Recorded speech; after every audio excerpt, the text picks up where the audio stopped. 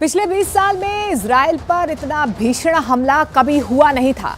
Hamas ने इस बार इतना सटीक हमला किया है कि इजराइल की स्पेशल फोर्स तक चकरा गई है। इधर इजराइल की सभी विपक्षी पार्टियों ने ऐलान कर दिया है कि वो हर हाल में प्रधानमंत्री बेंजामिन नेतन्याहू का जंग में पूरा साथ देंगे। अब हालात ये हो चले हैं कि इजराइल के दुश्मनों को हराने के लिए वहां युद्ध वाली सरकार बनाने का फैसला हो गया है। ये युद्ध सरकार तब तक करती रहेगी जब तक कि इजराइल की जीत नहीं हो जाती।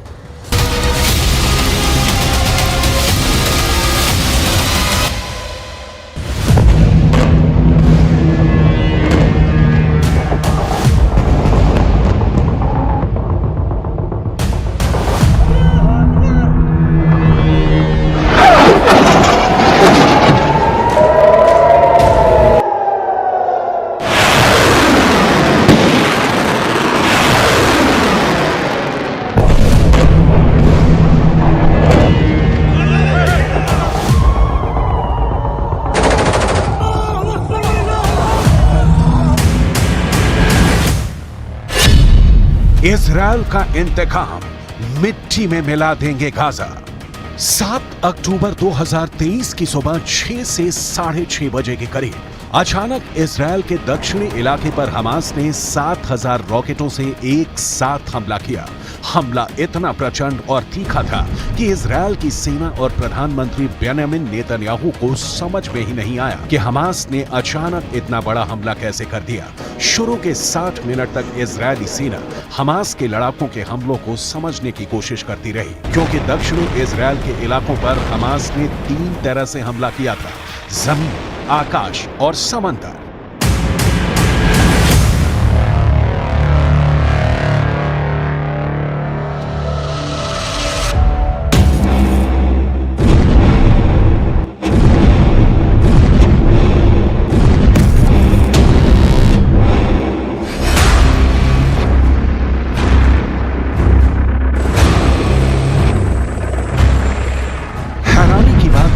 कि हमास के चरमपंथियों ने यहूदियों के त्योहार योम किप्पुर के दौरान गाजा पट्टी से सरप्राइज अटैक किया।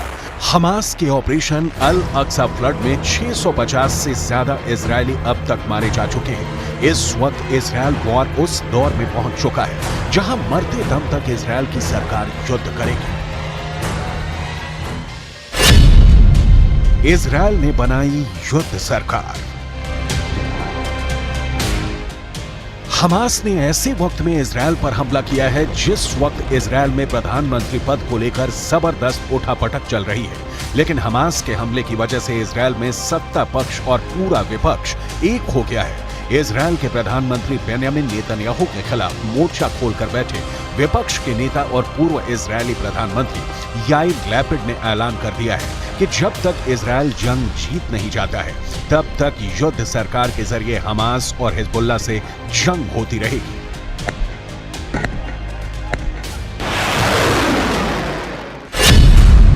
आपातकाल, मरते दम तक युद्ध।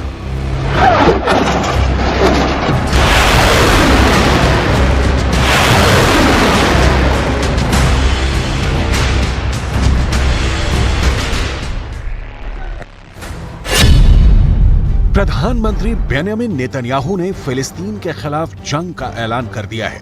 प्रधानमंत्री बेंजामिन नेतन्याहू के धुर विरोधी इजरायल की राजनीतिक पार्टियों ने बेंजामिन नेतन्याहू का साथ देने का ऐलान कर दिया है। सभी विपक्षी पार्टियों ने ऐलान कर दिया है कि जब तक गाजा पट्टी से हमास का सफाया नहीं कर देंगे तब तक हम बेंजामिन नेतन्याहू का साथ देते रहेंगे। वहीं दूसरी तरफ इजरायल में विपक्ष के नेता और पूर्व प्रधानमंत्री याइर लैपिड ने बेंजामिन नेतन्याहू से मुलाकात की है और कहा है कि प्रधानमंत्री बेंजामिन नेतन्याहू के साथ एक इमरजेंसी सरकार बनाने जा रहे हैं।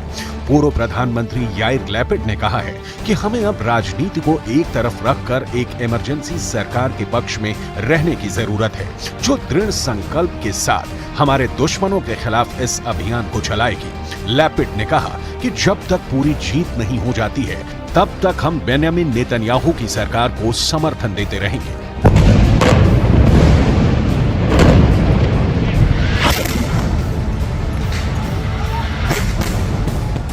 נפגשתי עכשיו עם ראש הממשלה נתניהו.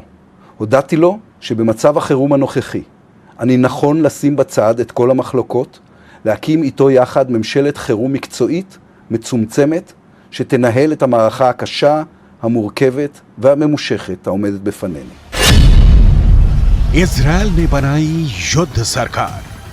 इजरायल में युद्ध सरकार बनाने के ऐलान के बाद से 10,000 से ज्यादा इजरायली सैनिक भारी तोपखाने, टैंक और बख्तरबंद लड़ाकू वाहनों से गाजा पट्टी के बेहद करीब पहुंच चुके हैं।